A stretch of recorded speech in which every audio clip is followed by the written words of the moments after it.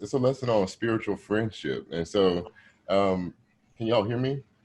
Good. Yes. Okay. All right. Good. All right. So the opening question is reflect on a friend who has been most encouraging in your spiritual journey, and describe your relationship with that person.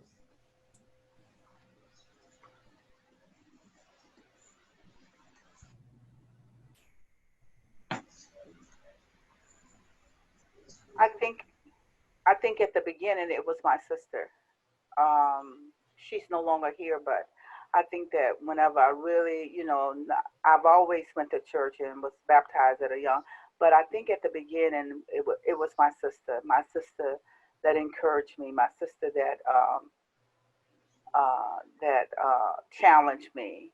And just recently, I had a conversation with my aunt last week, and she challenged me in some areas of not being lukewarm, but being totally committed. So Okay. All right. I like that. Thank you for sharing. Anybody else? I have a friend, and she's someone that I met years ago on my spiritual journey. And at that time, I really didn't know that I was on my spiritual journey, honestly. It was very early on. And I met her at a church when I lived in Virginia for a short while. And she was at a church that I bumped into. And this lady she was an elder at the church. And I was seeking help at that church at the time, and I began to minister at that church. I was on a youth ministry there, and I'm still in contact with this lady to this day. She sends me a lot of scriptures and different things like to study and everything. And she's just been very faithful in my spiritual walk, and she encourages me. She reaches out to me all the time. And to be honest with you, I really didn't know that she would be this influential on my spiritual walk at the time. Sometimes when God put people on your path, he does it, strategically, because at that time I was very broken. And when I met this lady, I didn't know how important she would be to me. But at that time, like I said, I was in deep water, like, down in the valley. But throughout my journey, she's never left my side, and she's just still here. Like, she never left. And she told me, she said, I'll always be here for you. And sometimes when people use that, it's like cliche. But this lady, she's just never left. She's still here, and we talk all the time. And she's just been very faithful in my walk. So I'm very appreciative to her friendship. Awesome. Thank you so much for sharing. Anybody else? Nobody else? You ought to have late people to definitely speak up. Exactly. The question was, reflect on a friend who has been most encouraging in your spiritual journey. Describe your relationship with that person. So if anybody didn't hear that. So I see Ashley talking. Oh. I think it was my mother. She's got herself muted, unmute her. My mom, who worked very hard around her church and gave a lot on all the different auxiliaries, choir, Sunday school, um, visiting the sick. So I think my mom. Awesome. Thank you for sharing. All right. So the title, I'm gonna mute everyone again. So mute all.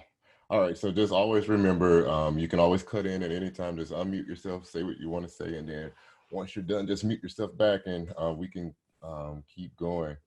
And so the title of this lesson is "How Not to Be Spiritual Friends." And so one commentator argues that one of the mysteries surrounding the book of Job, remember we've already talked about the book of Job, is the book of Job is not about Job, but is more about God. But this book is also a lot about basically how Job's friends begin to describe how he is and why he's suffering. But that's not the key point. But you're going to see this theological battle that Job gets into with his friends when they're trying to describe his suffering. Hold on, guys. Someone's trying to get in but can't.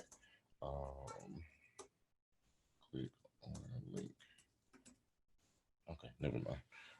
Okay, and so it's this battle between this theological battle that he and his friends engage in, trying to basically describe what Job is going through. And so what we're going to talk about today is how not to be a spiritual friend. We're going to go from their example. And so this lesson, and we kind of started it last week after Eliphaz started talking about why Job was suffering. And so this week we're going to go in a little bit more detail on how not to be a spiritual friend. And so we all desire to have friends. I mean, it's just a normal human desire to have a friend, and we all desire these type of friends, these spiritual friends, these soul friends. That these are people who walk with us through our lowest moment. These are people who lead us to God without preaching at us, and then these are people who will not judge our spirituality. And so when we consider the people from our open discussion question, those who answer, the people who have been spiritual friends to you, those should be some of the characteristics that come to mind when you think about your spiritual friend. Someone that's not judging, someone's not preaching at you, but is there and walking alongside you when you are going on your faith walk. All right, and so for those who journal, I do have a journal question for you. I hope you all are journaling, but if you're not, please start. But for my journalers, the question of this week is, when considering your faith journey from the beginning, what were some influences, good and unhelpful, or good and bad, that friends and mentors had on you? So what influences, good or bad, have friends and mentors had on you throughout your faith journey? So that's your journal question for introspection this week. All right, and so this week I am going to read the scripture, the reading that we were supposed to read before class, because I like what Job does here and the words that he used. And like I've said over and over again, the book of Job is a very, very beautiful book. So I am going to read chapter 6. It is about 30 verses, so it's not very long, but we're going to go in a little bit more detail than what Job says. So I'm reading from a New International Version. Then Job replied, "If only my anguish could be weighed and all my misery be placed on the scales, it would surely outweigh the sand of the seas. No wonder my words have been impetuous. The arrows of the Almighty are in me. My spirit drinks in their poison. God's terrors are marshaled against me. Does a wild donkey bray when his grass, or an ox bellow when it has fodder? Is tasteless food eaten without salt, or is there flavor in the sap of the mallow? I refuse to touch it. Such food makes me ill.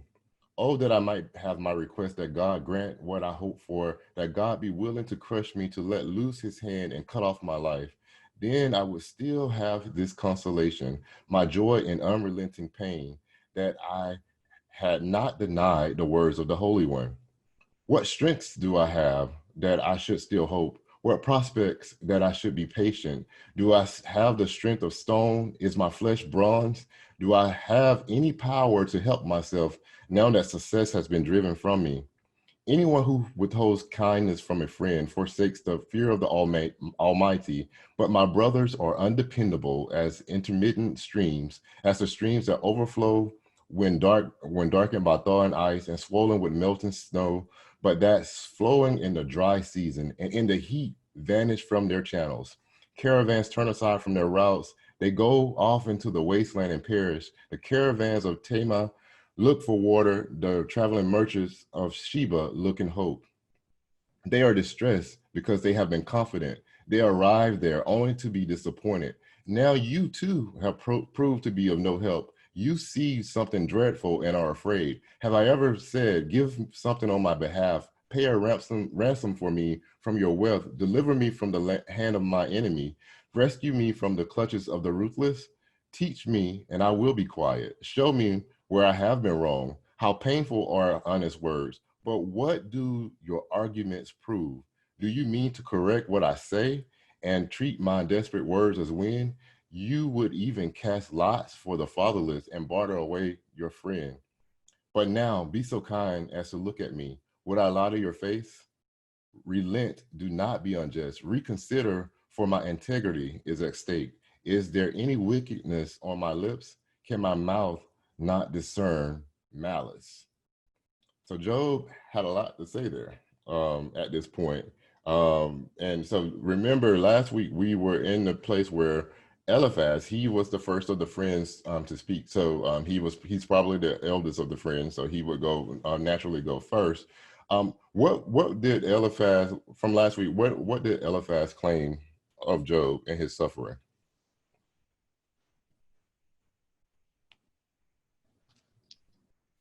That he had done something wrong to deserve it. Right, that he had done something wrong to deserve it. So Eliphaz came and with the rest of the friends, of course, and they all sat and mourned for 7 days in silence. And he spoke first, and he said, he began with good intentions. So he told Job that he was a righteous man and all of these things, but eventually it began to go downhill. And he said that Job was suffering because of his sin or his children's sin. Remember, Job was the priest of his family, so he did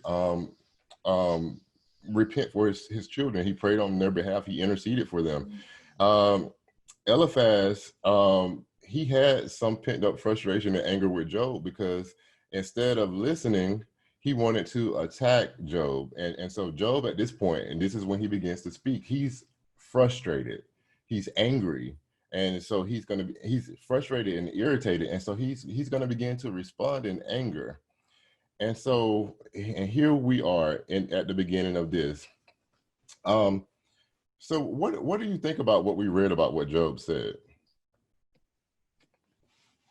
His whole monologue here. What do you think about that? I can understand that. You can't understand? Because of what Job was going through, he wasn't looking for his friend to say what he said. Mm-hmm. I mean, his accusation was, you did something wrong, so now you're paying for it and you're suffering for it. When it's a good friend, I mean, he was being judgmental there. I feel like he was being judgmental, and Job wasn't expecting it. And Job said to him, look, you're attacking my integrity. Mm. You're supposed to be my friend, but exactly. You say these things to me? Exactly. Instead of being a friend and not being judgmental. Exactly. Exactly. And that leads us into our discussion of what is a spiritual friend? What do you think what would you how would you identify a spiritual friend? How would you describe a spiritual friend? I want to go back and answer the question, but I was in my journal all week. The thing that kept in the forefront of my mind is that how this all happened. It all happened with the conversation that God had with Satan. So I kept saying, well, why would he allow this? It came from there. Everything came from there with that one conversation. But when I was reading this, I was like, oh my God, did his friends ever believe that he was righteous and upright? I mean, did they know him? Did they know the man that they were calling a friend? Did they believe that he was what he said he was, or what it appeared to be? Because now they are attacking him. Mm-hmm. They're not showing compassion. They're not being kind, and they didn't even ask Job, "Do you want us to pray for you? Do you want me to lay hands on you and pray for you?" Because they were so turned off about how he looked. They didn't ask those questions. The first thing I'm going to ask my friend, "Hey, do you want me to pray for you? Let's go into prayer." No, they didn't do that. They did not do that. They did not do that at all. And thank you for that. So what is a spiritual friend? I think someone that's going to be very transparent with you, someone that's there, that's going to walk with you, but also when you're wrong, they're not just going to they're going to let you know. They and but not in a harsh way, in a way that's going to provoke you to say, you know, I was wrong about that. But to me, it's someone that I've given permission to speak into my life. Okay, I like that. Someone I've given permission to. I like that. So they got to be like not spiritual to do all of that. So If they're not spiritual, they're gonna try. They might try and speak something that might harm me. Not all the time. For me, Okay, go ahead. for Gotcha. me. what? Why did you say not all the time? Because there's some, I've had friends that's like not on the spiritual level, but they have been straight up with me like, okay, you was wrong when you did this or whatever. This is, like trying to guide me down the right way. And then I've had friends that's spiritual and they just like talk dirt to me. So Okay. I don't feel like, maybe it's just me, but I don't feel like that in order to be a spiritual friend, that would classify them as being a spiritual friend. I Okay. think when I think that with and I'm not saying that just because they're not friend, but with a spiritual friend, they're gonna give you word. They it is going to be based on the word. Not that my friends that are not spiritual, I'm trying to think, won't give me a word, but my spiritual they when they come to me, they're gonna give me the word. They're gonna say, you know, this is what the word says, because that's the one thing that we have in common. That's why we're friends. But they're gonna give me what's based on the word. Okay. All right. I like that. Does anybody else want to chime in before I say something? I would say my special friend holds me accountable, encourages me, prays for me. We pray together. My one in particular is a little further in his journey than I am. So sometimes I may see something or I hear about something, and before I get caught up in it, I'm going to pray about it on my own. And then I'm going to contact him and be like, look, before I watch this movie or this documentary, let's talk about this. Have you seen it, or can we watch it together? And so that he can kind of like walk me through a little bit, kind of keep me on, staying focused, because sometimes we hear things or we see things and we get distracted.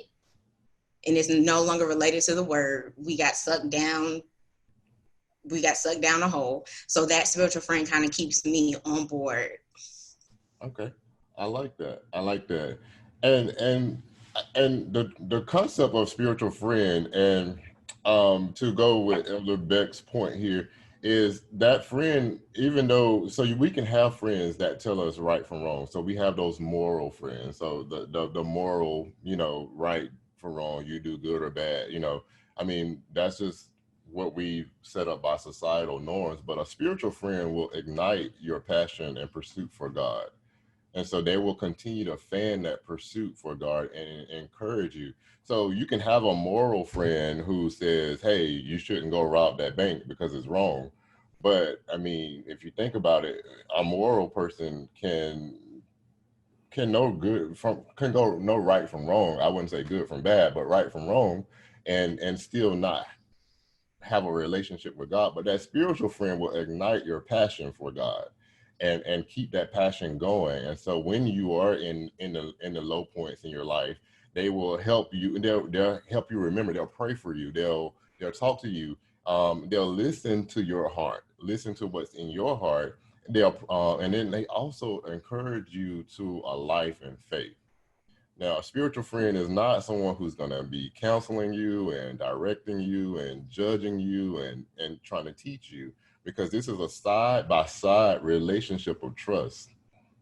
That permission, like Elder Beck said, I like that word, the permission that has been given to speak into my life, but we're doing this together. We're in this walk together. I may be a little bit further along than you are, but I've been where you are. And so we're going to walk this walk and talk and talk this talk together, and eventually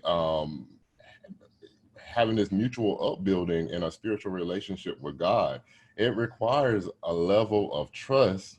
And so this person, you should be able to tell an unedited version of your life. You know, we have that version of our lives where we can't tell everybody.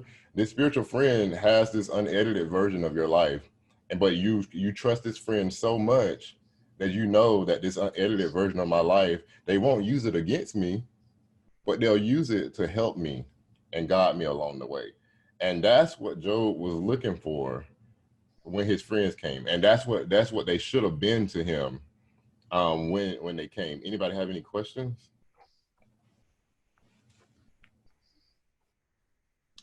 So Joe's Eliphaz's point, if he initially he started to encourage Job, but we're going to see what Job says about Eliphaz when he begins to speak. But ultimately, if after we consider everything, because we only stopped at half of Eliphaz's speech last week, chapter 5 covers the rest of it. Eliphaz ultimately wanted to shame Job into silence. He wanted him to feel so much shame that he had nothing else to say about God or why he was going through. And when we make people feel guilty and shameful about what they are going through or their experiences, we control them. And so Eliphaz, in a sense, was trying to gain control of the whole situation because they had no explanation. But if I shame Job into why he's suffering or make him believe that he did something wrong, then Eliphaz would have had control over the situation. And this is an effective tactic to dominate anyone. Like I'm not. It's because it dominates from inside the person. He attacked Job's integrity. Your integrity is what's inside of you, inside of your heart. And when you attack someone's integrity, you can ultimately manipulate them, and then you begin to have control over their conscience and their spirit, and basically they're trying to align with what they think you think is wrong with them. And that's what Eliphaz was doing in this situation. Any comments on that? The word didn't say. Would you think that they were spiritual friends? The three friends. I'm thinking that were they believers? Were they spiritual friends? Because from, we don't have that information, but based on what they were, because as I was reading, I'm thinking, well, they were a little bit jealous of Job, probably. Go ahead. They were spiritual friends because they knew Job to be a man of worship, a man of prayer. They knew that about Job, so they probably fellowshiped with him when he went to offer, sacraments for his children. So, and how the reason I base that on, because they said, admit what you did, because they know when sin comes in a person's life, all of these things happen. So they were spiritual. Okay. And then they sat with him. They mourned with him. They sat with him. So we know that they were spiritual, but they operated off of the cause and effect type theology. So, because you did bad, then you suffer bad. You're going to be punished by God. And so that's how they operated. So we're going to get there in a minute on their view of the situation. And so instead of responding to Eliphaz's accusation, Job explores the reason for his suffering on a deeper level. And that's why I read chapter 6. Job feels that God is against him to an extent, but he's saying that, because we know this in verse 4, when he says God is using him for target practice. Basically, he says, I feel the arrows and they're poison on me. So he know, if we remember from session 1, Job's mindset on God is that if God is in control of everything, then God must be in control of what I'm going through. And so that's why he launches that complaint. God's arrows are being thrown at me and they're poisonous.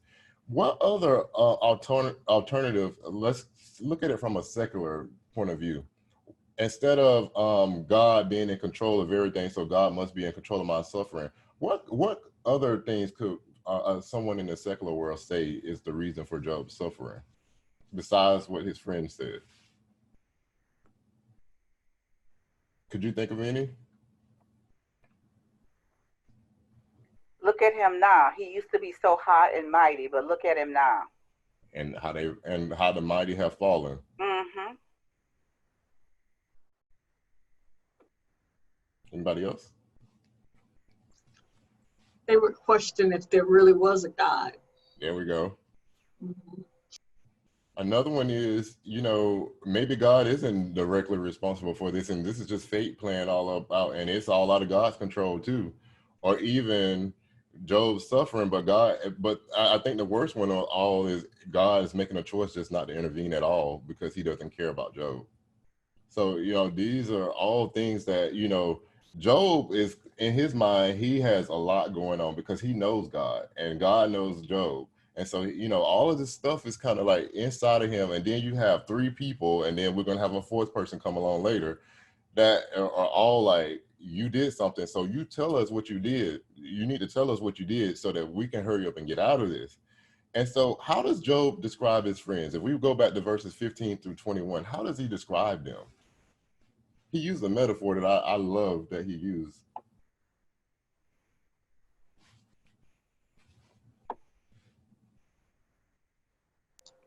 He said they were deceitful as a brook, and as the stream of brook, they pass away, come and go. Right.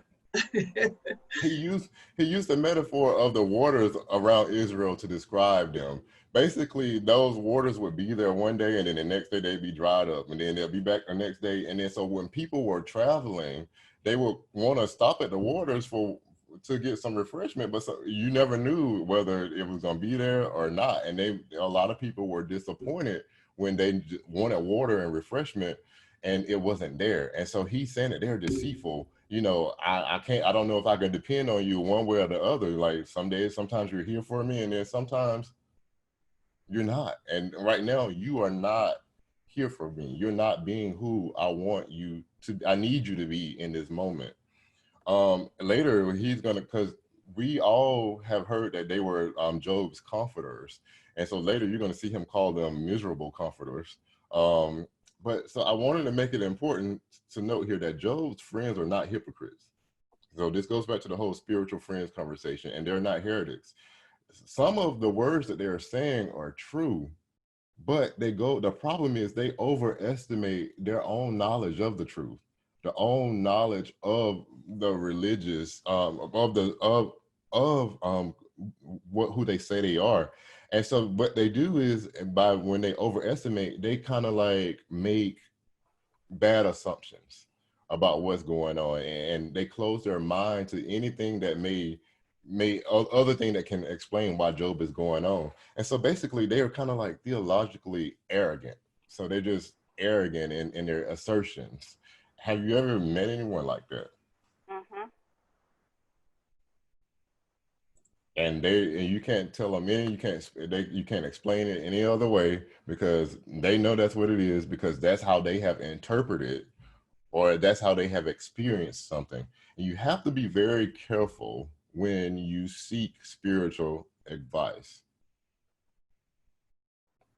And that's why it's important to have that spiritual friend along the way. And I like the example that Amanda used, before I watch or do anything that is questionable, can you watch it with me? Or, can you give me more information about this? Or, is this even a good thing for me to even be watching?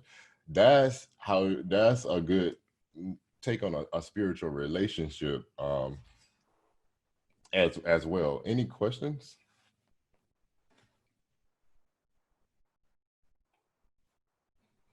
All right, so discussion question number 2. Do you feel it is right to maintain a friendship with a person even if that friend loses faith or goes through a period of rebellion? Why or why not?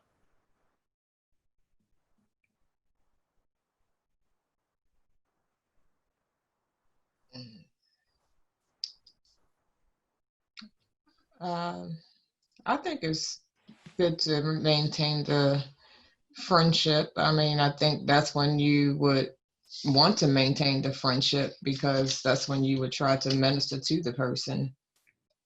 That's not the time to back away. That's the time that you would really want to hang in there with the person and try to really minister and try to help the person through that trying time, because obviously they need you more than before.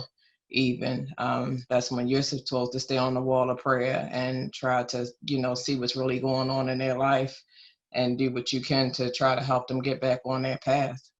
You don't turn away. I like your answer. Thank you. Thank you for sharing. Anybody else? I would agree, because you don't know why the Lord placed that person in your life. You don't know, it could be for you or it could be for them. And also, I'm not in the position to judge that person, regardless of their views or where they are in life. I like that. Thank you. Thank you, Amanda. Anybody else?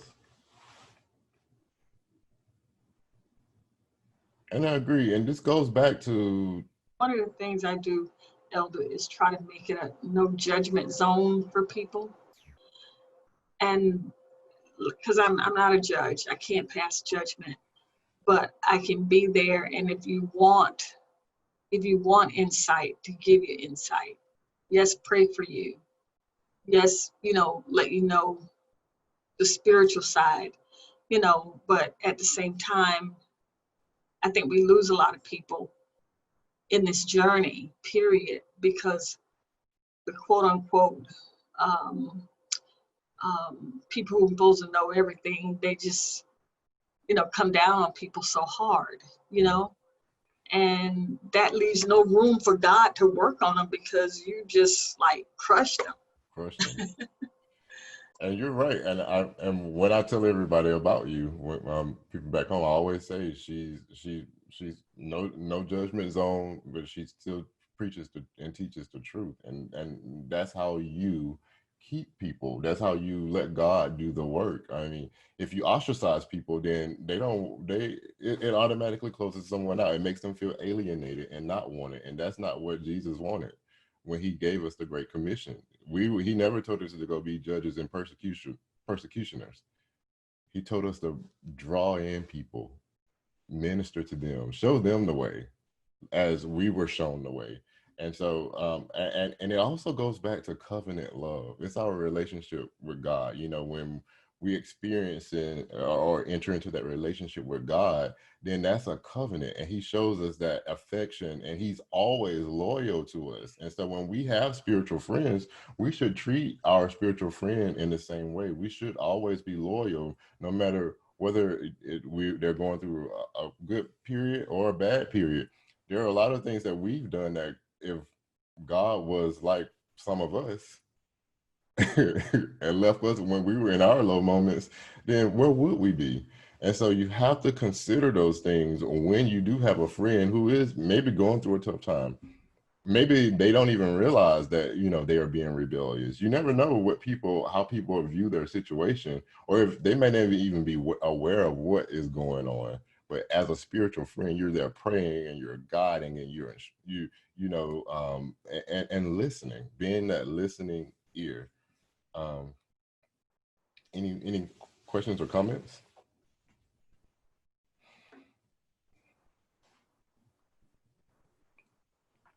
All right. And so one of the things about spiritual and covenant love is when people go through stuff, it's kind of hard for us to embrace it when we can't explain what it is or what they're going through. And so that's when people leave or begin to talk about them or begin to go outside of that spiritual covenant to, get counsel from someone else to try to explain something that your spiritual friend, not theirs, is going through. And so now it becomes a little convoluted, and so you don't want to do that either. So I mean, it's okay to seek wise counsel, but just consider your friend in this. Maybe this is something that they have to go through, and you need to be there and just for that support system for them. And so as we see here, our explanation that that Job claims to his friend is that they are afraid. he says that. He says that here you are, and you all are afraid. Why do you think Job says that his friends are afraid? If we go back, he said that they are afraid. Which verse was that, Elder? Verse 21.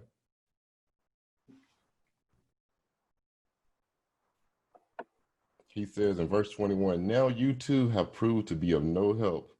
You see something dreadful and are afraid.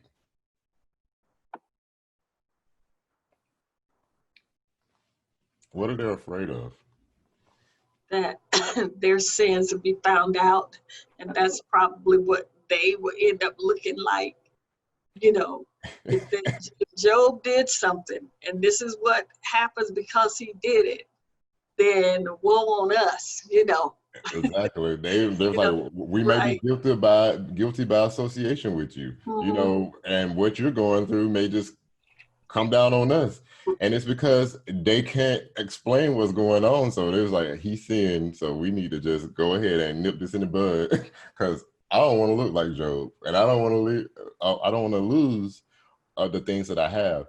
Have you ever been in a situation like that? Anybody ever been in a situation where you ended a friendship because you didn't want to be guilty by association, even if it wasn't founded, even if it wasn't a substantiated claim? Nobody? Okay. Well, I've had people end friendships with me Mhm. because of something that they thought I did and what I was going through because of that. You know, just like that. Just Drop you. and yes, kick me to the curb. Anybody else? Anybody had friends leave you because of something that they thought you were going through and they would be guilty by association? Nobody? Okay. One of the greatest challenge of spiritual friendship is to welcome our friends as they are. We have a hard time welcoming people as they are. We want people to conform to our views of who we think they should be, or where we think they should be along their faith walk. And even when we have no explanation for their experiences, we come into friendships, we come into relationships with various backgrounds. We have our own identities. We come from different places. We come from different walks of life. And when we encounter these things in friendships where we can't explain it, or there's nothing you can do to explain or change what they're going through, it's kind of hard for people to accept that. Because we want to find an answer. We want to know why. We have to dig deep instead of just welcoming them as they are. And you have to love a person enough to accept them and be willing to walk with them as they discover what they need to change. As their heart begins to change, they'll begin to understand what they need to work on. And you just be that comforter and that supporter and that intercessor and that person that they need in their life. It's not your job to point out what they need to do. That's not friendship. That's control. Whenever you find yourself pointing out, you need to do this, you need to do that, you need to do this, that's not been a friend. That's been a judge. Because now you want them to conform to who you think they should be and who you think you should be. And then I begin to question, do you even know where you should be or who you are if you're trying to impose these views onto me, and I'm confused. So, and now we both just sitting here in a confused space together. Our duty as a spiritual friend is to create a space within our hearts where people can be free and who they are. Be free and who they are. No judgment and no intent to control. And you know, you might not like what they've done. You know what I'm saying? Mm-hmm. But if you're truly a friend, you're gonna stand by the person and help them through it, no matter what the outcome might be. Mm-hmm. Because that's what a friend is. Your Exactly. friend don't leave when, you know, stuff gets raggedy. They hang Exactly. in there with you, and they walk through the mud when you know, get mud on you. I'm saying mud, but um, y'all get that on the way home. I got It's, you know, you. they there with you, you know. I mean, they don't abandon you. Well, you know me, Elder. Come on. I know you. But you know, it's a sad day and a sad time in which we're living. It's every person for themselves now. And sometimes I think what will shock you or shock us is that you thought, well, I thought they knew me. I thought they understood. And that's boasting I'm perfect. I don't have faults, or, you know, I don't mess up. I don't cuss, you know, want to sometimes have road rage and all that kind of stuff. But I thought they knew me, you know. And then when you look around, those type of people, it's sad to say, they're not there. But I think the way that maybe we should all look at it is that they should have never been there, and it was just time for them to go. Time for them to go. And that brings me to something, because I actually skipped over there in my notes, but this is the perfect place for it. Couldn't figure out where I wanted to put it. I read something years ago by Charles Stanley, Shaniquia's pastor. I read something by him, and he talked about friendships and friendships for a reason, season, and a lifetime. And we try to hold on to friends shouldn't that only served a purpose, a reason, and we try to make them lifetime friends.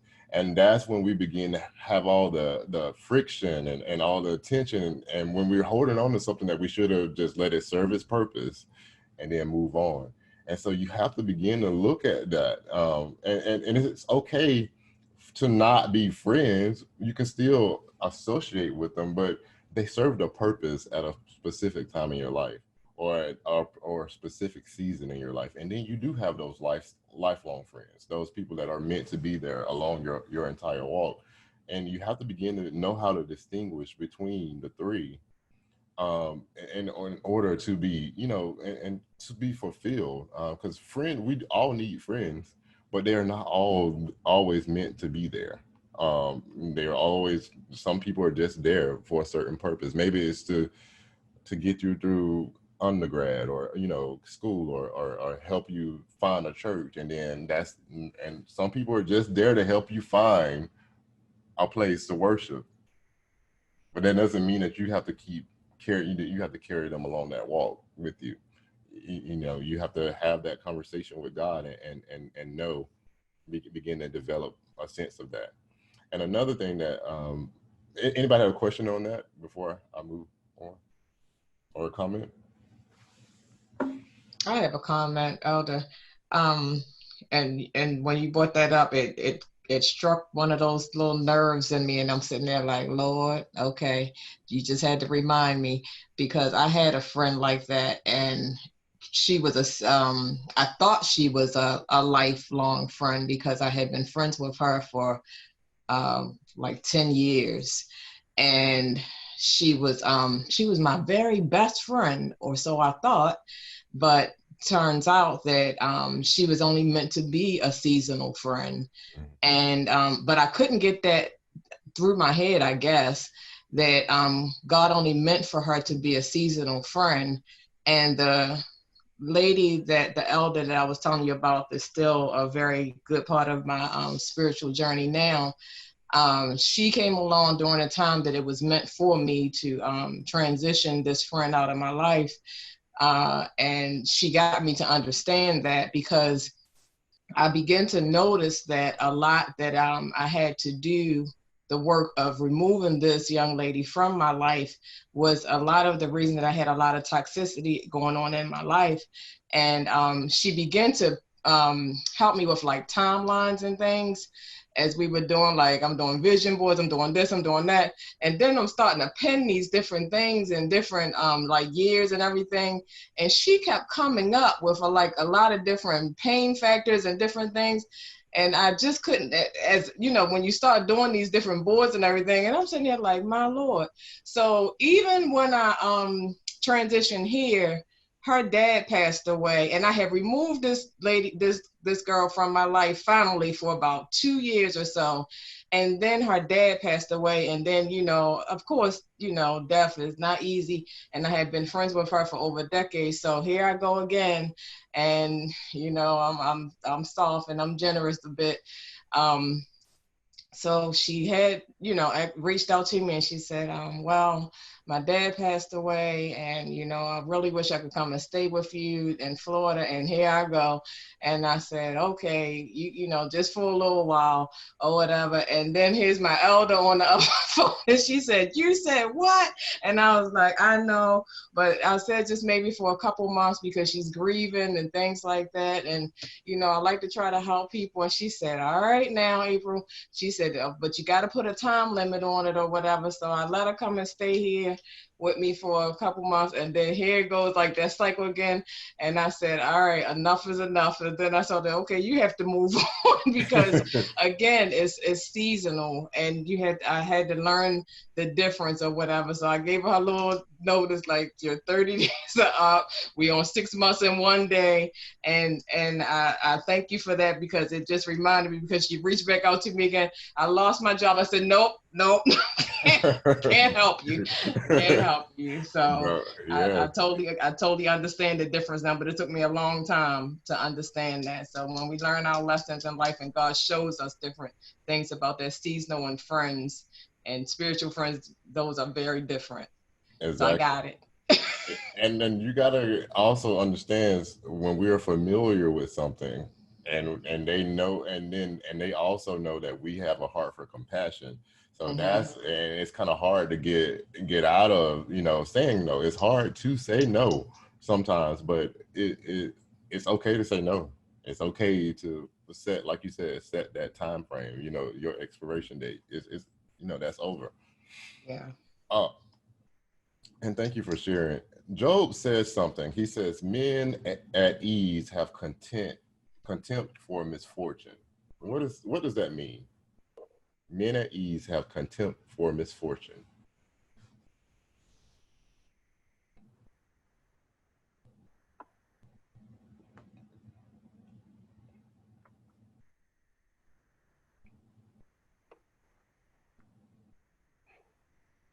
So basically, Job is saying here, so when you are comfortable, there's always room for you. Or so remember, let's see where Job came from. He was powerful, he was rich, he had all the fame, people knew him, and he was comfortable. But look where he is now. He's experiencing misfortune. So he's saying, don't get too comfortable where you are. If we get too comfortable and you know, everything's going good, and we forget about God and don't thank God for where we are, or, you know, when we were down, we spent so much time with God. We prayed to him often. We spent time with him, and then, you know, things begin to work on our behalf and in our favor, and then we eventually stop talking to God, you know, and we get comfortable where we are. Job is saying here, now remember, he's talking to his friends, so y'all are still high and mighty or whatever, but y'all can fall too. And so we have to consider that when we are not showing compassion to others when they are struggling. And so he was charging them, hey, you still need to be compassionate to me. Compassion should be shown in times of prosperity, whether material or spiritual. And it should also prepare us to show compassion to others when they are in times of need, when they are in poverty, because it's not about where you are. It's about the compassion that you show. Because at any moment, at any flip of the coin, he's telling you, you could be in my shoes at any point. And that's what they feared. So we already know that's what they feared. Why he told them that they were afraid. How could they have shown? Yeah. I like what he said, because we know he's talking. I like what he said in verse 22. He says that, have I ever no, have I ever said, give something on my behalf, pay a ransom for me? I was thinking about this when April was giving her when she was this pay a ransom for me, deliver me from the hands of my enemy. Have I ever asked you to do that? And I think, to me, when I read that before then, I was like, yeah, he's putting them in check. I ain't asked you to do for me.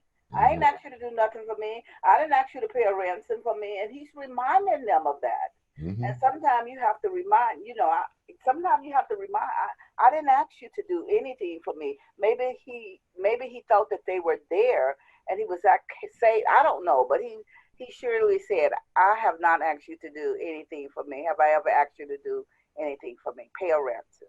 Right. And I'm like, Job, if you're gonna do something for me and I gotta hear about it later, don't do it for me at all. don't ever do it for me. Like, you can just keep whatever you want to do. I don't want it, because that's not being a friend. That's not being a spiritual friend. All right. How could they have shown compassion to Job even if they can't explain what's going on with him? Because he charged them that they were attacking his integrity. How could they have been more compassionate to Job? We talked about last week, just listening, allowing that person to vent, not giving your feedback, just letting that person get everything off their chest. I like that. I like that. Exactly. They could have been just a listening ear, being there for support. Anyone else? Well, they tried to do that for 7 days. They kept silence for 7 days. They should have continued to keep silence. And when Job got ready to talk, he would begin to talk. But they was sitting. I think they were sitting there. It was like, well, we fasted and prayed for 7 days, but he still looked the same. So it's just it's time to just start talking, because he did something wrong here. All right, so we have like 3 minutes. I want to add something, if that's okay. Yeah. And I apologize if this was already discussed, because I had to step away from my computer for a bit. But in terms of like with the spiritual friends, I think one thing that they also could have done is like consulted with God themselves before they actually tried to give advice to him. Because I feel like a lot of times we don't necessarily do that. We just kind of say what we feel like we should do or what we think they should do.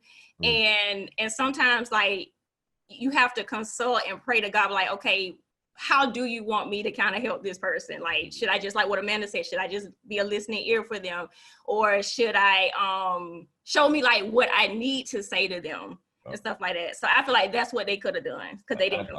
I agree with you. I think they could have consulted God, especially in their 7 days of silence. I mean, I would assume that's what they were doing, but I don't know. They was probably just looking at him. So as we move from chapter the third session, so we're gonna start next week Job 7 and 7 to Job 7:21, and then we're gonna skip over to Job 9, verse 14 through Job 10, verse 7. I sent the schedule, so it's on there too, as well. Is that chapter 4 in the book? Chapter 4, yes. Okay.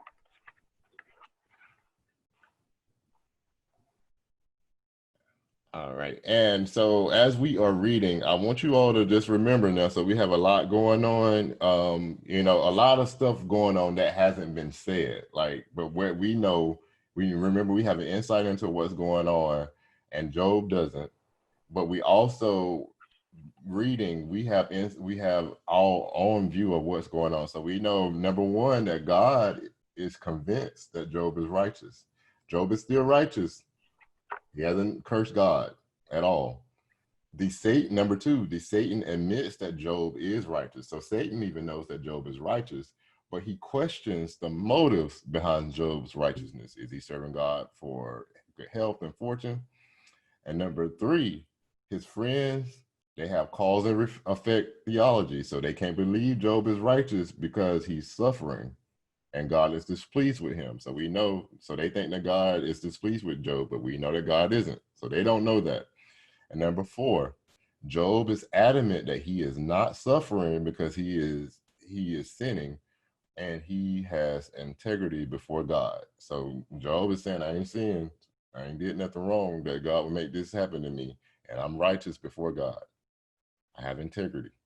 So as we read further, just keep those things in mind. I think next week we're going to go into Bildad and the other friend's speech as well. Any questions before we dismiss?